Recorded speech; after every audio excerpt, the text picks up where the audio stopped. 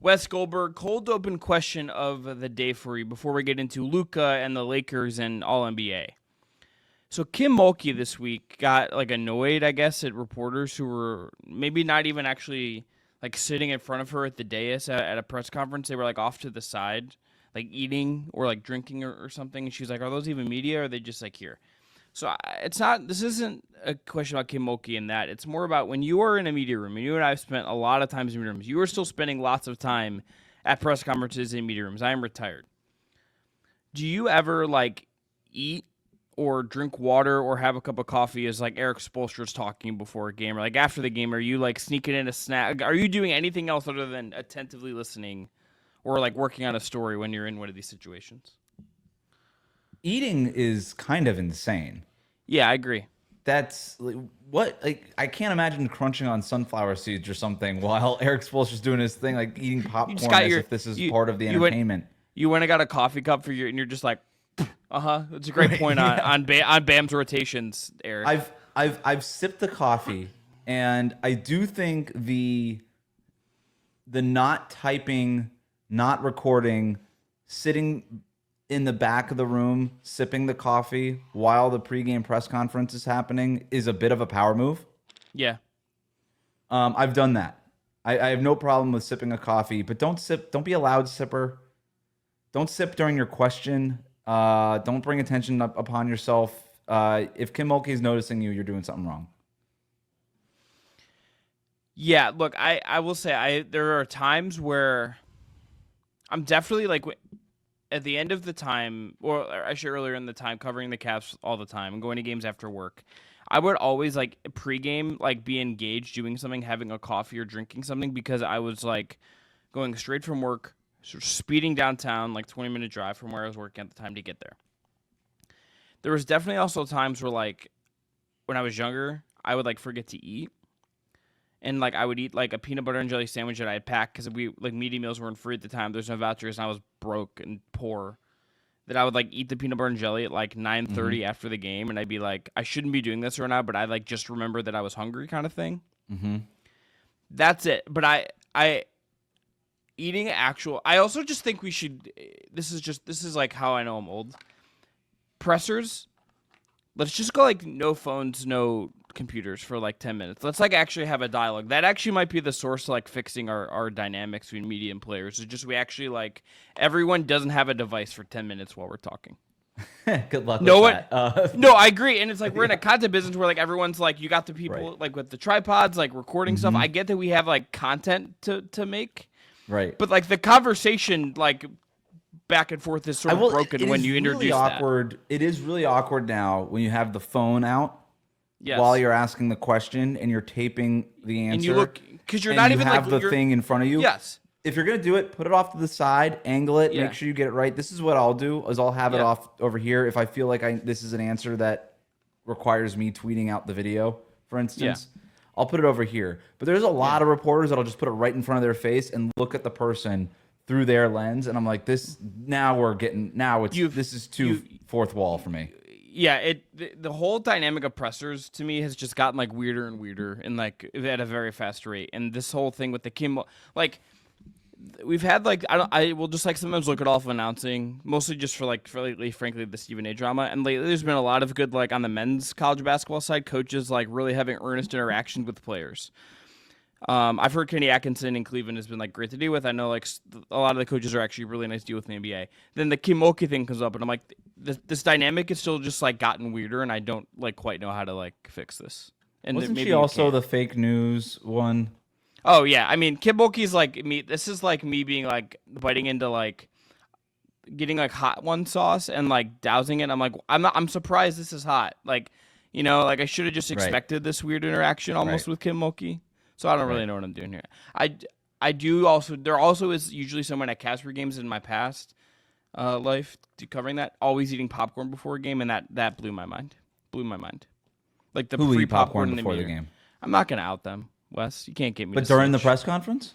Yeah, like as like a coach was talking pregame, they'd be like have the popcorn free in the media room and like be nibbling on the popcorn. Just wait 10 minutes. Popcorn before, popcorn after. That's fine. You don't. Yeah. You don't need to do that. I am now a bring my own pregame meal person though, because you Yeah. mentioned it. I feel like these arenas don't always have the healthiest options, and I like to Oh, be in it's no. control. Yeah. Most of this media dining food is it's arena food, right? It's a lot of sodium, it's a lot of stuff that you don't feel like awesome afterwards. So I have gone back to your point, Chris. Like there was a point where, yeah, now I can afford some food at the arena or the media meal or whatever Yeah. it is. The Heat do not offer a free media meal. But it's discounted. It's like $10 or something. But I prefer I'm just gonna bring it myself and I'm gonna know what I'm consuming. So I'm back on that, but for different Yeah. reasons. It's the best move. Um, Even like the Cavs would have a voucher. They still do this, I think, but you got a voucher and like you go get a discount on top of that. Like so, you'd pay like a couple bucks for a meal. If you get the healthy things at an arena, you're going to be hungry in like an hour because there's not Right. frankly enough like satiating protein like on There on like is a grilled chicken sandwich. there's very few better meals though than when you get out of that arena late and you're done with your work. Like you've written your story, you're on your way back. This is more about when I was covering the Warriors and I was a beat reporter on the road. And like I would Mm-hmm. be on my way back and maybe it was, oh wait, it's a Friday night, and you just sort of realize it because you don't know what day it is for the most part during the basketball season, and you're like, you know what, I'm taking this Uber to a bar, and you'd go to the Yeah. bar and just have that late night cheeseburger or something with a beer. Oh Very yeah. few better things than that. Nothing better than end of workday beer, frankly. Top 5 beers episode coming soon to just basketball. That if we I am if very we here ever, for that.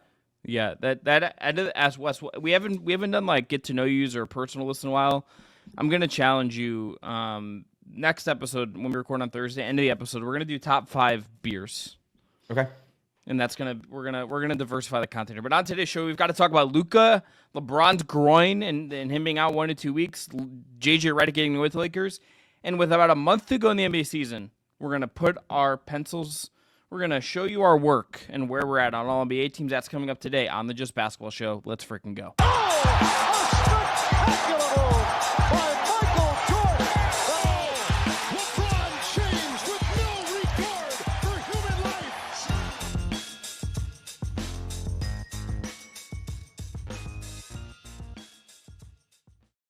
What is up, everyone? Chris Manning and Wes Goldberg here on the Just Basketball Show. If you haven't subscribed already, please do on your favorite podcast platform of choice.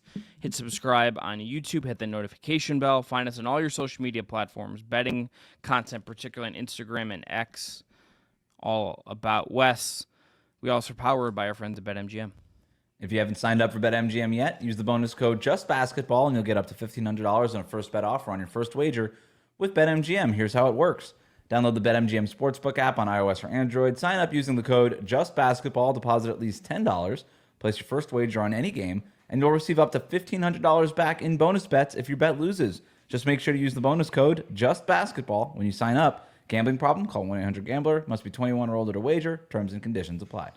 Also want to shout something out real quick. The Just Baseball Boys, our parent show, the head of the Just Sports Network, launched their Discord ahead of the season. You can go find it on their socials, but it's a really cool offer for $9 a month, $5 a month for your first month. You get access to all of Peter Apple's daily MLB best bets and futures.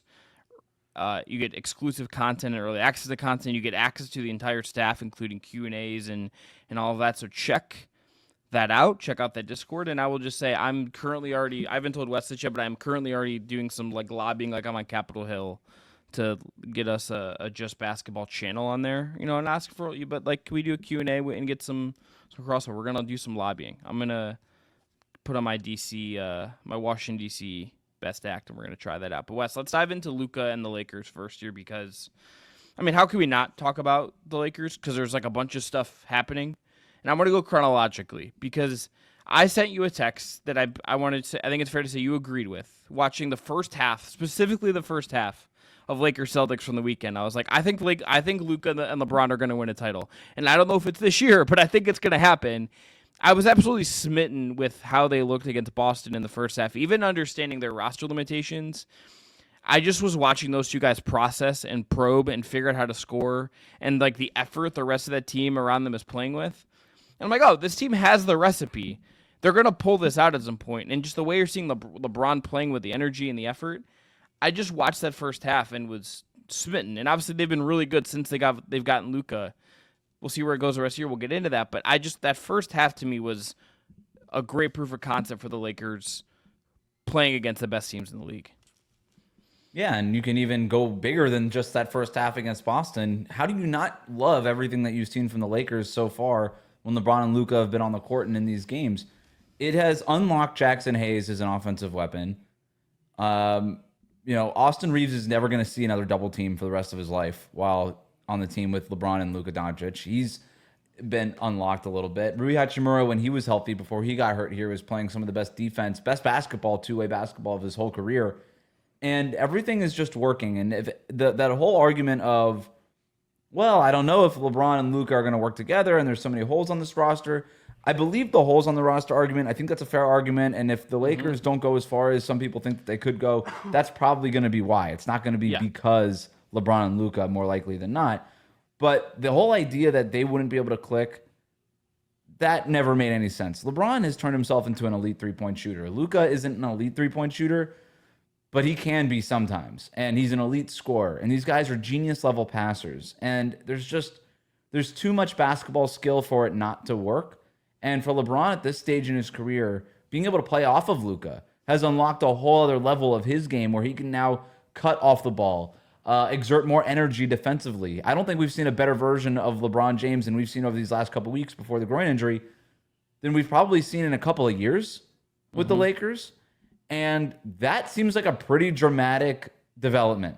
There's going to be a lot of games for the rest of this year when LeBron comes back and over the next couple of years or however long LeBron plays where the Lakers aren't going to just have the best player on the court, but they're going to have the two best players on the court. And that formula by itself, we can get into the weeds and figure out all the X's and O's and the analysis and all that stuff. But when you have the two best players on the court, you're going to win more times than you don't. Yep. And I think it's been tremendous. And then defensively, it's been awesome. We can get into that a little bit as we go on here. But, I think you've got to I don't know who's not impressed with how Luka and the Lakers have looked since that trade. I think where I'm thinking about it, Wes, is just doing that against Boston in Boston to me is the big deal there, right? It's like you do that against that level of competition, a team that is the defending champs, might very well win it again this year, is in both of our upper tiers of title contenders. It made me think it's like I just was like, oh, I firmly just believe it. And it was maybe I hadn't got there yet, Wes, candidly, just because of how weird this whole thing has been. Just like the Luka trade in itself, it's still the 1A topic when you think about the NBA right now because of how bizarre it was. On top of the Mavericks continuing just to have awful things happen and weird things happening with them, like the Mark Cuban comments this week made me like raise my eyebrows.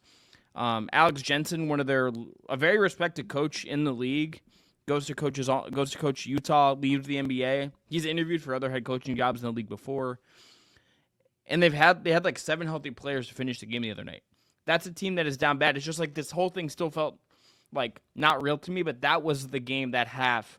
I was like, oh, this is like a real thing that's going to see the Lakers actually be a real title contender. Like it just really crystallized it, I think, for me seeing that against that team in a little bit of time having passed. Yeah, I don't know if it feels real for me yet. I'm still struggling with it. And LeBron being out here for a week or two isn't going to help. But in terms of just our overall thoughts on the Lakers, though, this is the formula. They have the number 1 defense in the league since February. LeBron and Luka, there's your offense. Any questions you have, those are your answers. I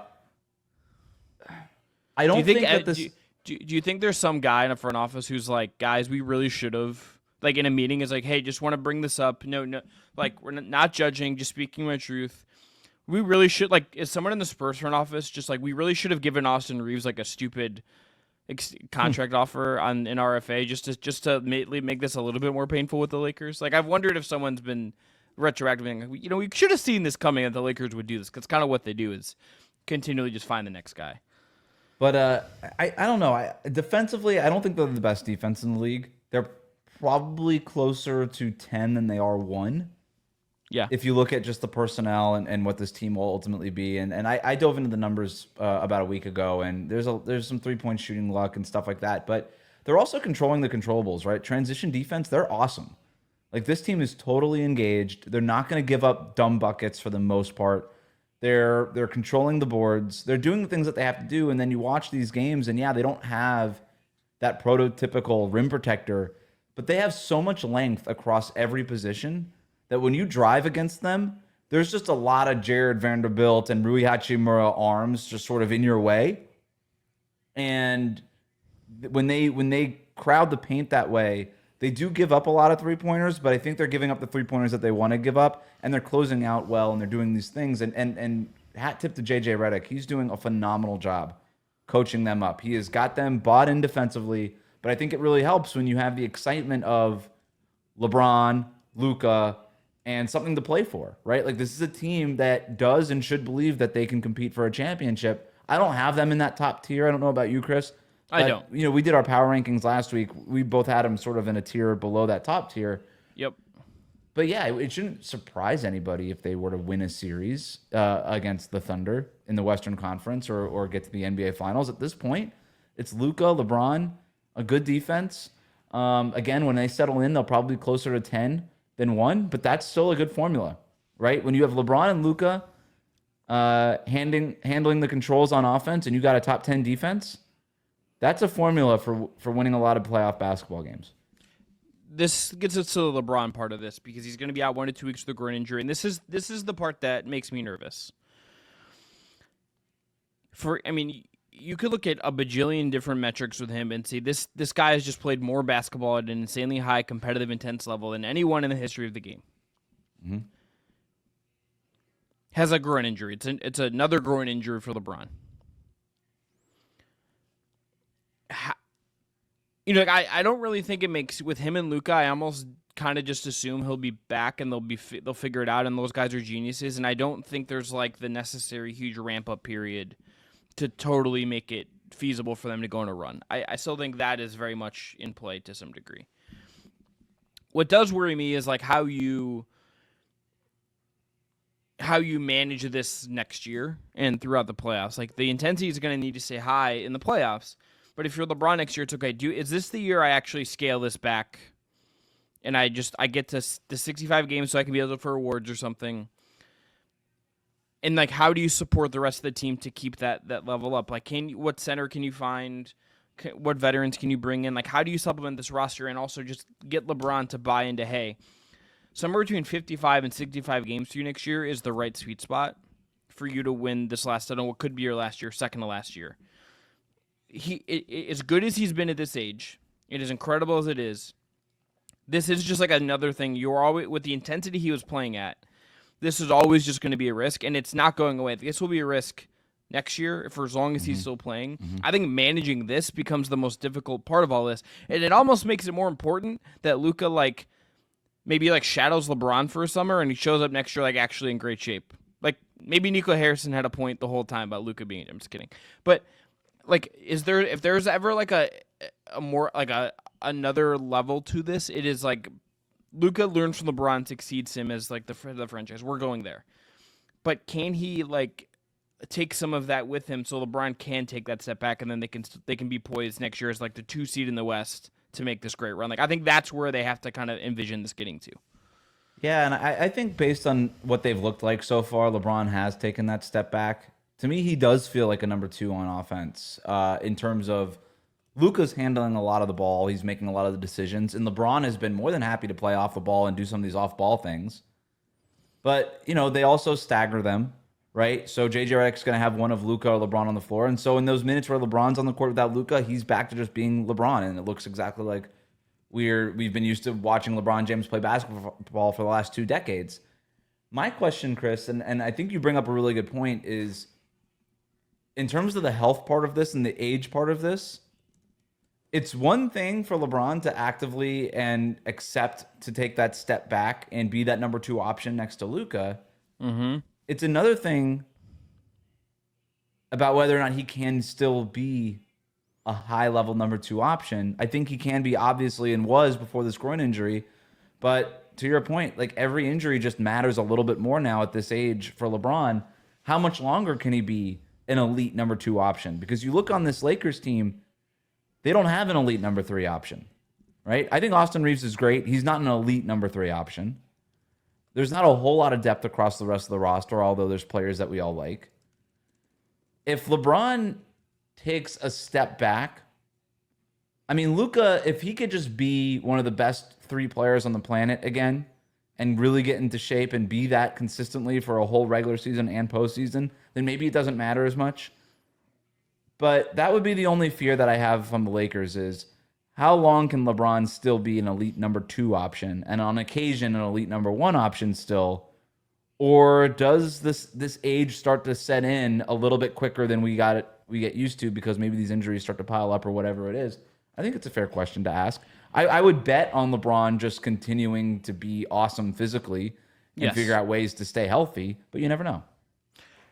I think of the end of his career, Wes, as like a very specific thing. I think the end of LeBron's career is going to be a controlled sprint. I think the end of his career is going to be these like a high intensity, but he's not going so fast that it's like the end of a race and he's burning himself out. Like the very, very end of it is going to be him full go, everything else I got, I'm going out of my shield. Like I wouldn't expect anything less. But I think like the rest of it is going to be like these moments of real intensity where it's like you can tell he's holding back just a little bit. You can tell that there is like an effort to keep himself in check as not to go totally berserk. Because like there's been elements of him that is like very like 2018 bubble LeBron-y, like that range of LeBron these last couple weeks.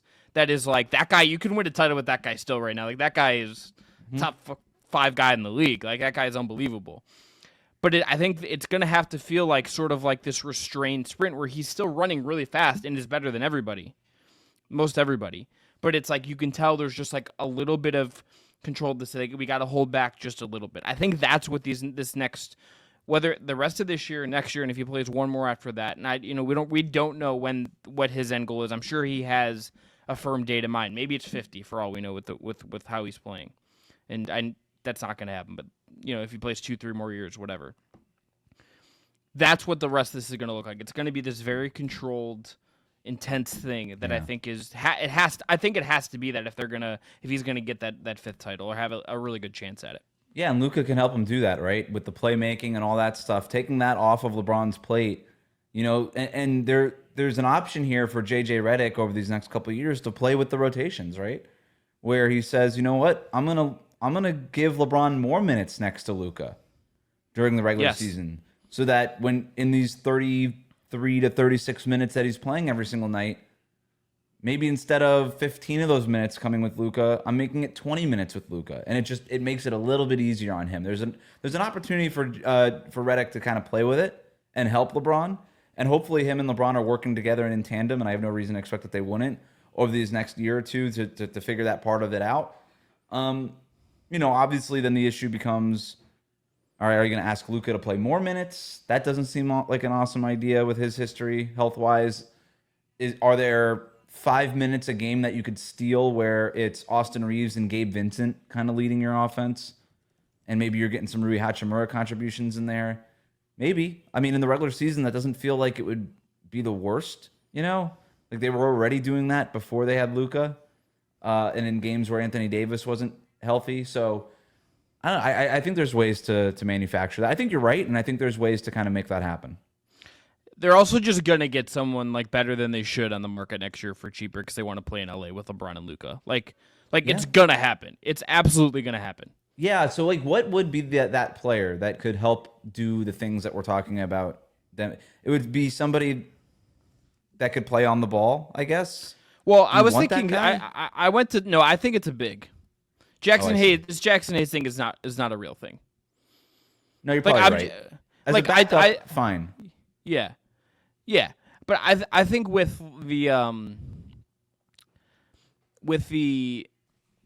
the ball handling stuff, like I just think Luka absorb like the part of the beauty of Luka that's versus like LeBron with AD is that he can just absorb the ball handling, right? It's just like, hey, Luka, you're gonna do 15% more right now because you're Luka Doncic. You're actually probably more comfortable with that anyway. Like that's probably just the easy solution that makes the most sense with the roster. And if for whatever reason you need somebody else to step up, Austin Reeves can run pick and roll for you. That's not a problem. Maybe this team can use like a Spencer Dinwiddie or a Dennis Schroeder type to come off the bench and just run some stuff, but might not even be an every night rotation guy. Maybe there's somebody out there that could step in as a veteran. But they need to address the big man position. At the very least, who knows? Maybe the Jackson Hayes thing is real, but they still need at the very least depth at that spot. The name at center that I could just see the market not being there for him in any way, because he's on the wrong side of 30, but he's got like the right skill set. Is Clint Capella? Yep, that's the name. Go get him. Like I don't think Atlanta really needs to keep him. No, they're gonna get rid of him. He's made a lot of money already. He's been in the league for a while. Mm-hmm. Why not take a really cheap deal with the Lakers and start for them and be really great and live in LA? Yeah, and I don't think there's another $18 million a year contract out there for Clint Capella at this point in his career. So he's probably deciding between, a taxpayer mid-level of like $5 to $7 million or whatever that comes out to, or a veteran minimum. And if the Lakers come out here and say, we'll give you the veteran minimum, but you can live in LA and compete for a championship, something that he's never really done. Maybe he says, yeah, I've made a lot of money. I'd rather do this than make, $3 million more dollars playing for the Wizards or whatever. Right. And then I think you look at like guard-wise, it's not a great free agency class. That's one of the challenges here. But like, I wouldn't hate like Schroeder on a minimum for them. Like that to me makes a lot of sense. Like, I wouldn't hate, like, you go down some of the lists. It's like I like. I'm already blanking on it because my brain is fried. You mentioned Dinwiddie. You mentioned Dinwiddie. Dinwiddie would make some sense. Like, even even just his depth, like someone like Dante Exum, I'm just like, sure, like that, like ball handle, defend. Like I think all those little things can work out. They're gonna end up with guys. And Gabe Vincent can still do some of that stuff too. Can I ask you a question though before we leave the Lakers topic? Also, Larry Nance Jr. as like a end of the bench guy also would make like a ton of sense for them if he wants to be back in LA. Does this LeBron injury shake your confidence at all in however it is that you felt about the Lakers this season in terms of their postseason viability? It does. Okay. Yeah. I mean, I think it has to, right? Like I think if you think about LeBron and you think about like if this opens the door for another injury in May, that scares me a little bit. And even just standings wise, okay, they've already fallen to third. Where do they end up when he comes back? Right? Are they 4? Do they go to 5? Like, I don't think they're slipping lower than 5. I would be surprised if the Warriors like jumped up there above them. But are you slipping to 4 and you get OKC in round 2 instead of 2? Like, I think where they end up will say something about that. But even just at West, the specter of injury with LeBron again, it's just he's about 40 years old. Okay, but can I? Okay, no, continue with this point. I'm sorry. It's just he's 40 years old. Yeah. It is not like. It is just like a fact of the human body that like once you get older, no matter how much attention you pay to it, the money you have to work on it, your routines, the fact that you're a genetic freak, all these things, it is just like more likely now that he's gonna like have a groin flare up in May in the middle of a playoff series than it was before this injury. And it was, you could argue, the worst injury of his career was his first year in LA. That was a groin injury, 100%. Right? Yeah, so that was the groin injury that he suffered against Golden State. If there is an Achilles heel, I suppose, with LeBron, it's his groin. But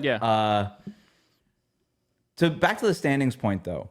Right now, the Lakers are third. They have a game lead on Houston at 5. If the playoffs started today, the Lakers would play the Warriors in the first round.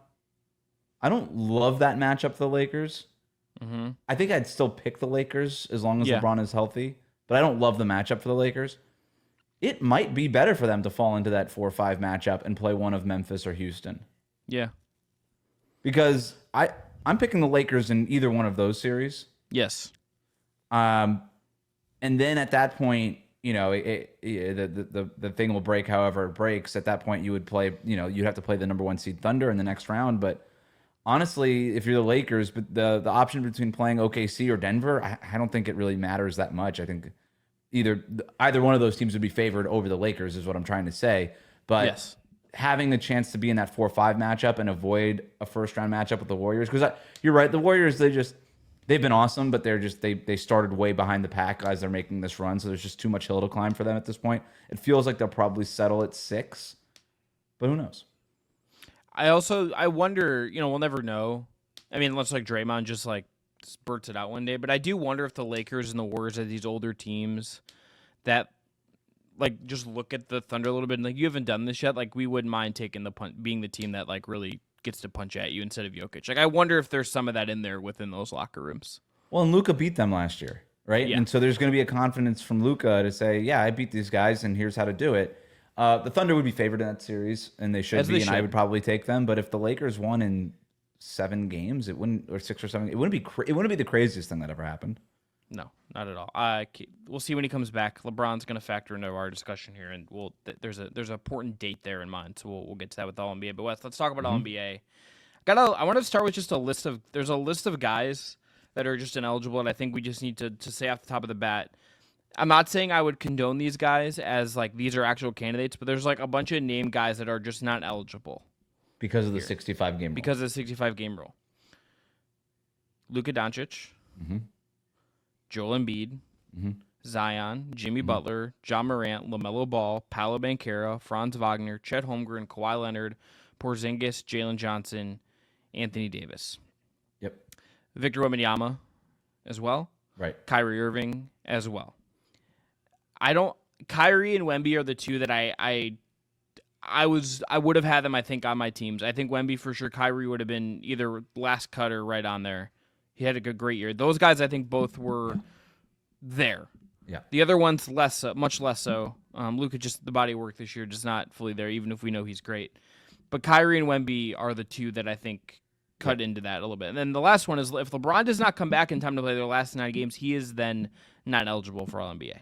Right. He needs to be back by April 3rd. Yes.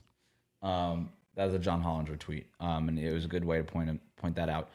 2 more names: Jaren Jackson Jr. Oh, is he not going to hit? Is he not going to hit? He might, 60 feet? but it's just one to keep an eye on. It depends. He's week to week, so if he misses, a little too much. He's on the cusp. He's on the bubble here. Domantas Sabonis. Yeah. He's probably not going to be eligible when this is all said and done. Doesn't really sound like we have a return date in mind for him. And then one more name that's worth watching here. But Giannis?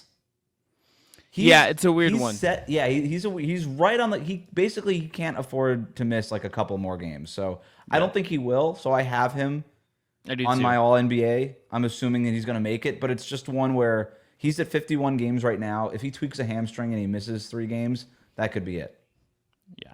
And I will tell you, Wes, before we get into our teams, that would to me like really dilute like who's on All NBA. Like I think with the injuries and like with who I have in my teams, I do feel like I had a pretty like contained list of guys that I was like, I feel like these are like the actual NBA candidates. The more I thought about it, how many guys did you feel that you had as locks? I have 12. I had 13. Okay. All right, let's get into it. Give me your first team. All right, first team, All NBA, just basketball show. One want that ballot. I have Shai Gilgeous-Alexander. I have Donovan Mitchell. I have Giannis. I have Tatum, and I have Jokic. That is my 5. Yeah. I don't know that I don't know how you could put another 5. That's it, and that's probably the MVP ballot in whatever order. But here's what I will say this as the Cleveland guy. I think Mitchell has the weakest case, and it's just because if you look at the counting numbers, he has taken like a minutes and points per game, and like any counting say you look at it has taken a step back. Number 1, he's on the, if not going to be the best record in the league, the second best record in the league. And number 3, I think if you've actually watched and paid attention to that team, I don't know how you would like do this with All NBA really, Wes, because it is like about like output to some degree. Like that's how we end up talking about these things. But like none of this is possible unless Mitchell like does take this like kind of like half step back to allow everything else to breathe. It's like that's what Tatum did last year, right? Yeah, but and that's part of his candidacy to me. Right. We all universally recognized Tatum for the step back that he took, even though Tatum thinks that nobody gives him any credit for anything, and I think that's just mostly Tatum not giving himself credit for anything. Can I give you my Tatum theory on like why people don't respect Tatum? I had this come into my head today. And first of all, I don't think that that's true, but go ahead. No, it's not. But I've started in my Instagram Reels feed because I'm 100 years old and don't really use TikTok like that. Getting like Jason Tatum negative aura moments. And it's because like people have like I don't know if this, you can't tell intention on these things, but like the way his mannerisms and like quotes and a bunch of different big moments of his career, he's basically like doing this. He feels like a scripted AI character sometimes. Yeah. Yeah, like even the KG, like anything is possible. Like, he like Yeah. kind of mimicked, and it's just like I think that's it. I think people are just It's like, you that don't one, have, and then you trying to don't feel redo like, the. He was trying to redo the Kobe pose in the locker room after the championship. he Look, quoted again, he quoted you know, Kanye with the "I guess we'll never know" thing. Yeah, as well. it's ridiculous, and this whole idea that he wants his cake and he wants to eat it too with this disrespect in the bulletin board material. And I understand that athletes are going to do that. They're going to find everything as a perceived slight. I get it. But then like the Boston media to also be in on this and nobody respects that guy and all that kind of stuff. It's so ridiculous because, okay, yeah, Steve Kerr didn't play you in the Olympics. Yeah. Guess what everybody said about that? This is ridiculous. How are you not playing Jason Tatum in the Olympics? That was the conversation around it. It wasn't, good. He doesn't deserve it. He doesn't, like, nobody, everybody was criticizing Steve Kerr. Nobody was criticizing Jason Tatum. Everybody was criticizing Steve Kerr for the decision not to play Tatum. So now you want to come back and tell everybody, oh, I've just been disrespected because I didn't play on Team USA. And by the way, Jaylen Brown played better than him in the NBA Finals. Yeah. That's fine. I think I still would have voted Tatum for NBA Finals MVP. It's not an issue that his teammate got it. And then for a bunch of people to wonder whether or not Jaylen Brown was the better player, I think that was fair. Jaylen Brown was the Eastern Conference Finals MVP and the NBA Finals MVP. Why is that? Why is Jason Tatum somehow protected against having that very simple and basic debate? I don't know. Why does the Boston media handle this guy with kid gloves? He doesn't really seem to care, by the way, when Jaylen Brown wins the MVP. Right. So, like, get off of it. Get off your high horse, Boston media. Like, enough. You already stole the Defensive Player of the Year award a couple years ago by making the media give it to Marcus Smart. You have proven your powers, Boston media. You're the champions last year. Stop. Jason Tatum gets plenty of respect. What do you want us to start saying? That he's that he's as good as Jokic? Even you would agree that he's not. But somehow that's disrespectful that we're saying, oh, he's not one of the greatest players of all time. He's like a notch below some of the greatest players of all time. How is that now disrespectful? I love that, Wes, amid all of this, and we have Jason Tatum again on first team All NBA, and it's like not even a question. He's a shoo-in, first team All NBA. Written Sharpie. I just love that we worked you into a Boston shoot, and we got a West Boston accent out of it. Incredible stuff. It's been a while. I didn't even mean to do that, but it happened. Disrespect is crazy. This whole he's disrespected thing. Just get off of it, Boston media. Stop it, Jesus. Act like you've been there. Come on. I have him as a lock on my first team. He's a lock. He's a lock. Yeah, it's not even the only guy who, again, the only shaky name here is Giannis, and that's only if there's a hamstring tweak here and he's ruled ineligible. But second team is where it gets interesting. Who do you bum up to first? I guess it's teasing your second team. If Giannis isn't eligible, who are you bumming up to first? So that's a great question. It would have been LeBron. Yeah. But now he's a little shaky with the games played and with this, and even if he is eligible, is that body of work going to be enough to get him to first team? He was playing like a first team guy, but I'm not going to ignore the first 2 months of the season. It's part of the resume, and defensively, he just was not good. And we remember like the Lakers were getting outscored in his minutes and all these things, and so that stuff does still matter to me. But it was probably going to be LeBron. I think he was making a case right now. I think I would go Durant. Yeah. I think that's a good case. Yeah. I think I'd go Mobley, or not Mobley. I'd go LeBron. I think about Ant.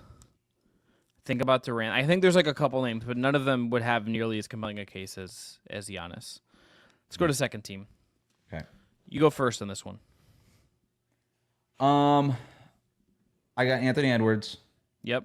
Cade. Yep. Durant, LeBron. Yep.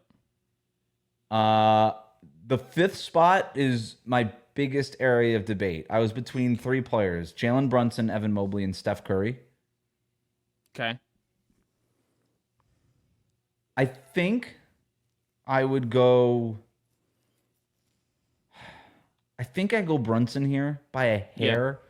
I know that we're all ragging on the Knicks here lately, and that's been the thing to do, but their record is still better than the Warriors. I think he's more important than to the Knicks than Mobley is to the Cavs, and that's not to say that Mobley isn't important, but without Jalen Brunson, the Knicks are nothing. They're nothing. And so I think I go Brunson by a hair here, but if you want to put Steph or Mobley here, I have zero problem with it. Yeah, I went Anthony Edwards, Jalen Brunson, Cade Cunningham, Evan Mobley, and LeBron as my second team. That's where I went. Wait, so you have Mobley instead of who? Durant? Instead of Durant. So you went Durant third team. I went Durant third team. I have no problem with it. Here's the thing. Might be wrong. Might be a little too close to the sun. I think Evan Mobley's just had like one of the more he has gotten a ton better. He's gonna probably win Defensive Player of the Year. I'm gonna check the odds as we're talking about this from our friends at BetMGM.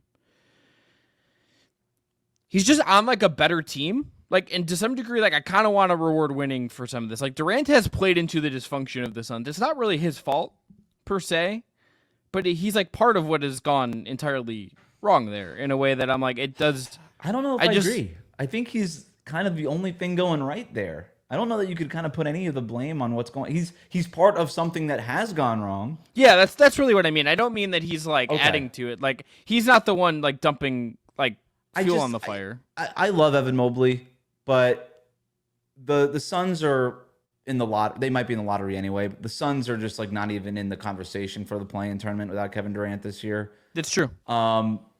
Evan Mobley is not the number one. He's not the number two. I don't even know if he's really even. There's some nights where he's not even the number 3 scoring option for Cleveland. Yeah, Ty Jerome exists. So I don't. Yeah, there's games where Max Strus has there's games where they just got Jarrett Allen on the pick and roll over and over.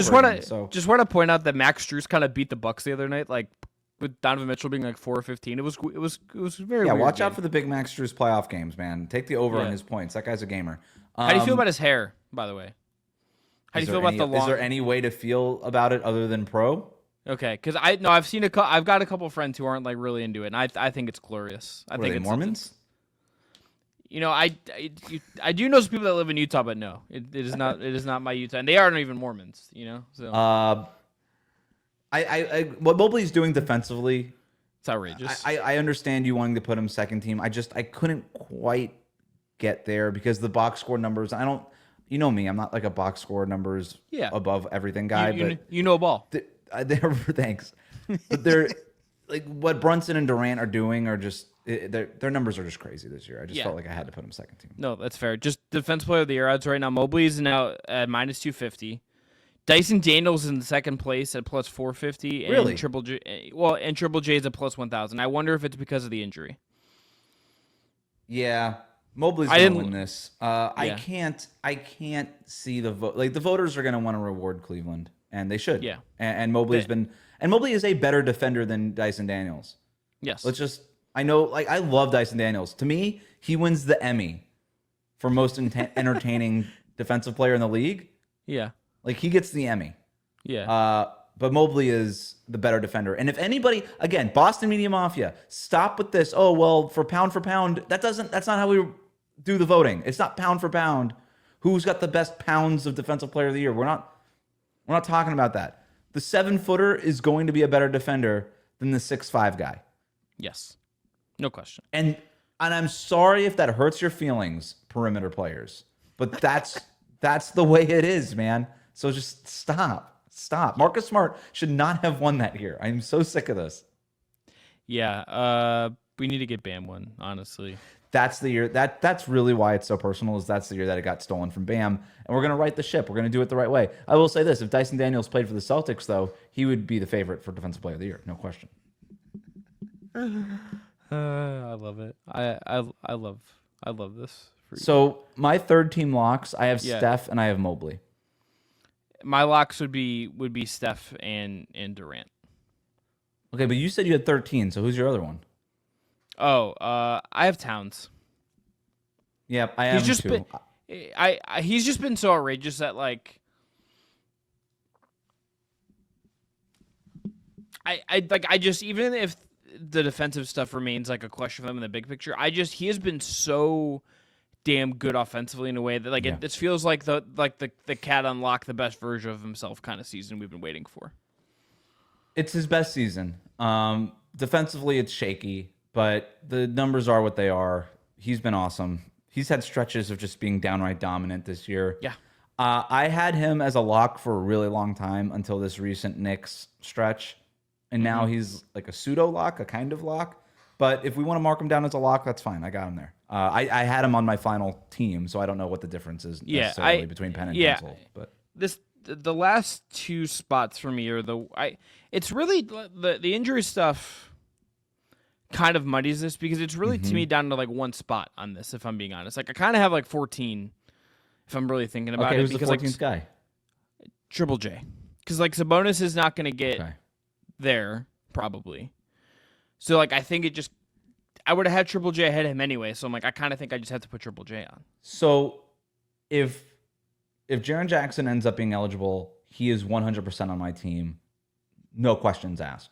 Yeah. I have him right now off. I'm going to go ahead and assume that he's not going to make it. Maybe, and I hope I'm wrong, but he's got 59 games played. He's got to play 6 games. I just don't know when he's going to come back, and there's so much mystery about when he's coming back that I have him off. But maybe you're probably taking the right approach, though. Let's just keep him on until he's absolutely ineligible. Until I have to take him off. I just feel like he has been the best player in the Grizzlies this year. He has been incredible defensively. Would have been a really great, I think, defensive player of the year race between him and Mobley had he stayed healthy. Like that is, he has carried that Grizzlies team through really tough stretches. And all right, so what's your short list for the final spot? So you and I are basically aligned on this. We've got one spot left with Towns and Jaren Jackson being penciled in here. I have it down to Garland and Lillard. Really, that's it? Yeah, wow. I don't love the further I got like into this. I'm like I don't really think Booker had like that great of a year. There's not a Rocket that I'm like. I didn't have Booker on my list, and I couldn't find a Houston Rocket. I wanted to put one on, I couldn't do it.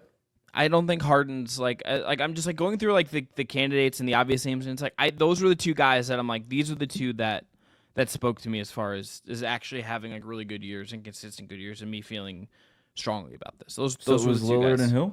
Lillard and Darius Garland. All right. So my list is Lillard, Garland.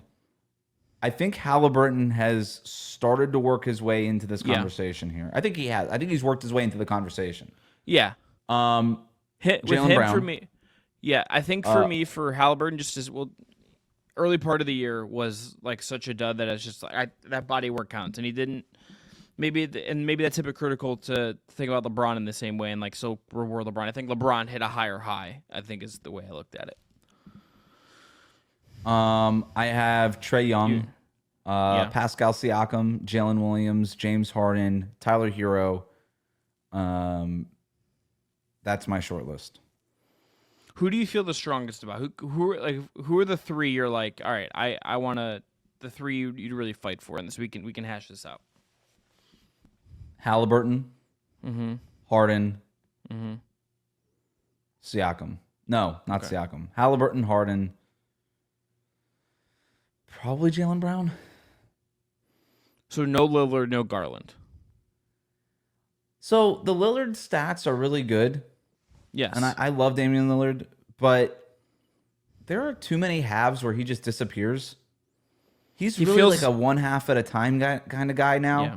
And he'll score 22 points and a half, and you're like, oh my God, is this the same guy from 2017? It's crazy.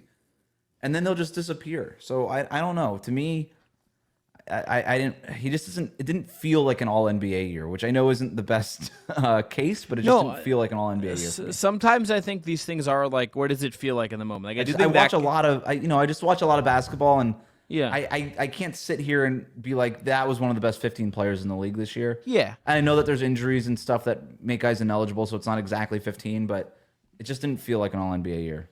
Yeah, I think that's it. I think that's sort of my Trae. It's the same argument for Trae Young. You can look at the counting stats with him, and he didn't feel like one of the best 15 players in the league this year. Yeah, I agree. And look, I think the feel thing.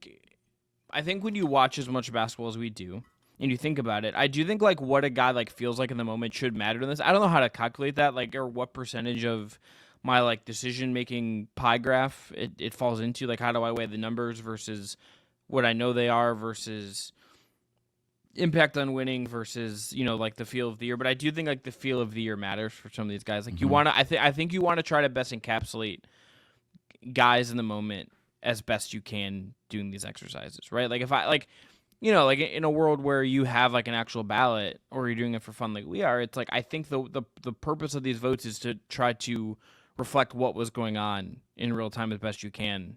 And that's not easy, but I do think that has to be part of the exercise and the feel of like what a guy is doing, not just like I know the guy is good or like I feel like this reflects this part of the league right now. Like I think it has to the feel part of it and what captivates you can't really be discounted, I would say. Yep. I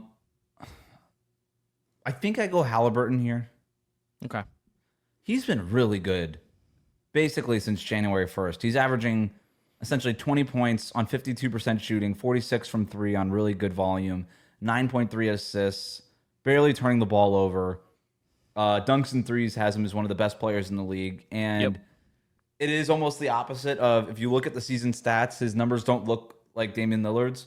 But when I watch the Pacers, I still feel like Tyrese Halliburton really matters. And even Siakam, his counting stats are probably better. And he was, frankly, carrying that Pacers team for the first half of the season.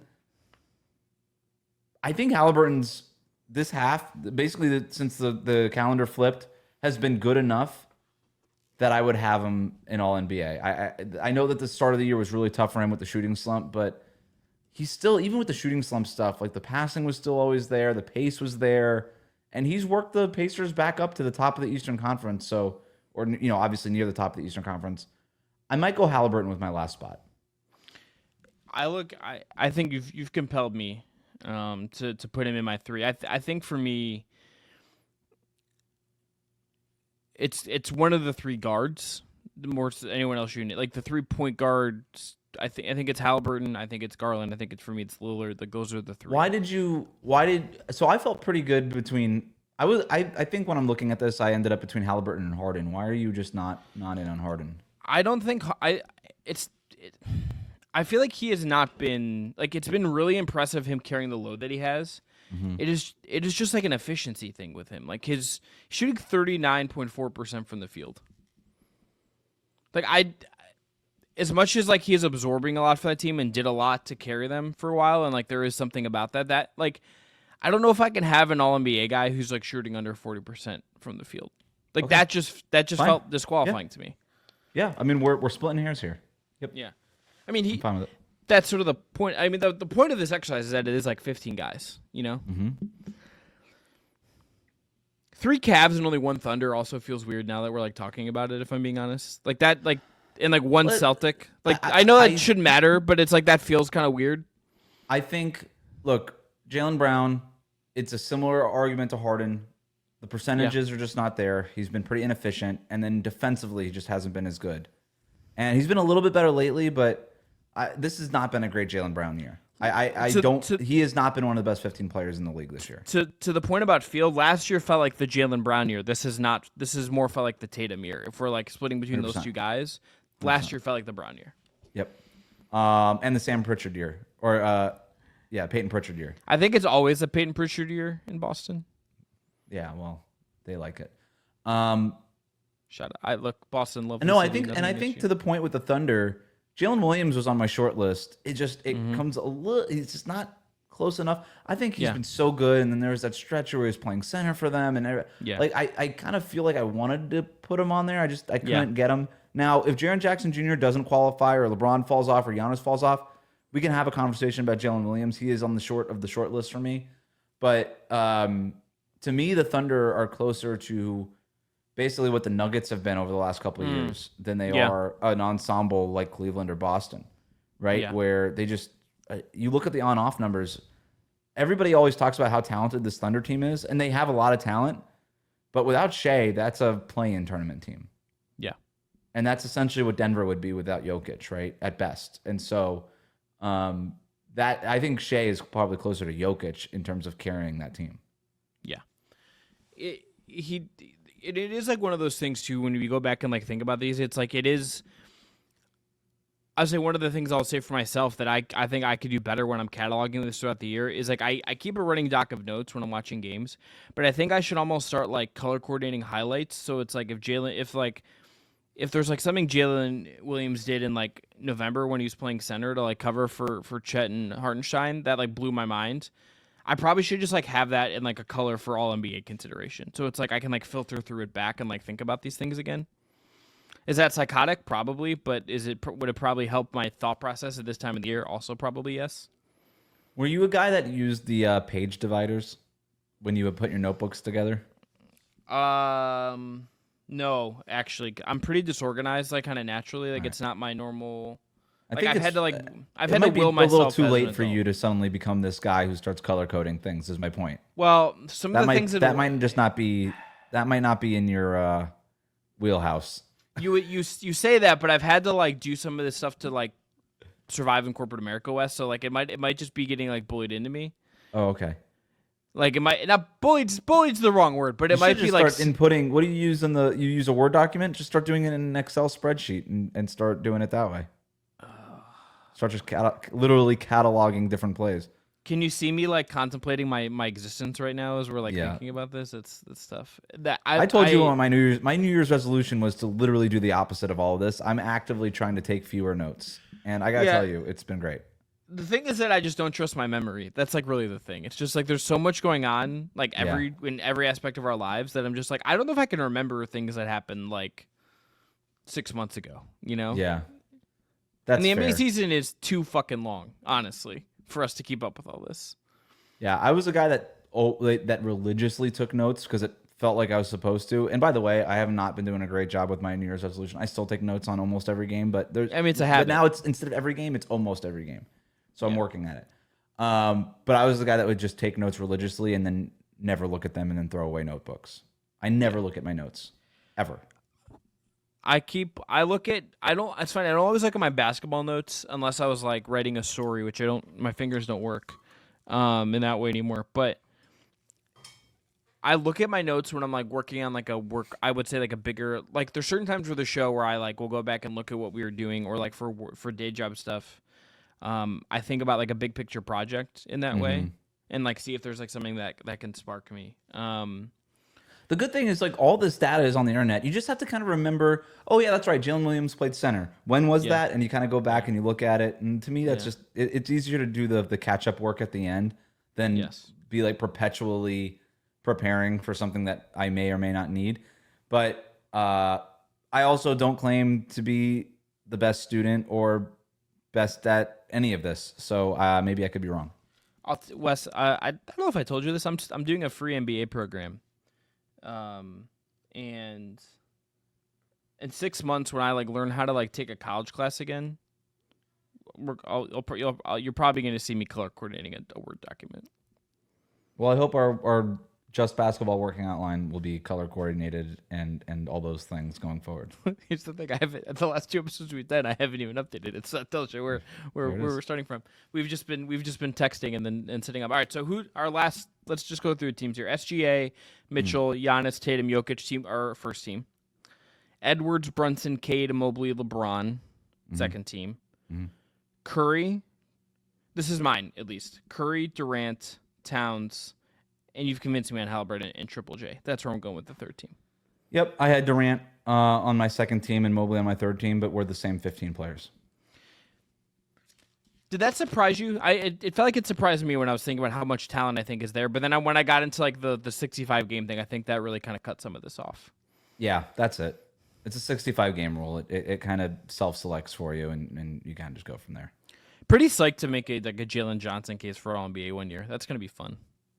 Might have done it this year if he had been healthy. He would have probably been on my long list. That guy was awesome. Now he's just kind of forgotten. Yeah, and it feels like we're getting ready for one of these Thompson twins to work their way into this team within the next couple of years here too. Who makes an All NBA first, Amen or Asar? I think Amen, just because Houston's probably going to be better. Yeah. It just feels like the world's at that guy's fingertips in a different way too, in a way that like Asar might not look exactly the same. But Wembanyama's going to have a place on this. Embiid probably ends up getting another All-NBA. I have no idea. I don't know if Joel Embiid's ever playing 65 games again in his career. Like, has Quentin Grimes done enough for consideration? Oh, man. Yeah, no, probably not. A little bit too late. Yeah, a little bit too late. Trying to think of like another like random guy. Like Jerome is the kind of the long running joke. PJ Tucker hooking up Josh Hart with like his rare shoe collection, is that kind of get him in the All-NBA discussion? Gets him in a discussion. Got him. It's like, oh, PJ Tucker, good for him. Yeah. So getting those checks, good for him. All right, that's gonna be the Just Basketball Show. Back on Thursday with more things hoops. Please subscribe or review. Subscribe to Bet. You go check in at BetMGM. Use our offer code Just Basketball to get that bonus offer. Check out Homage and link in the bio. Check out eBay, link in our bio, and check out the Just Baseball Discord as well. We'll put that in the show notes as well. So next time, I'm Chris. That's Wes. Enjoy the hoops. We'll talk to you soon.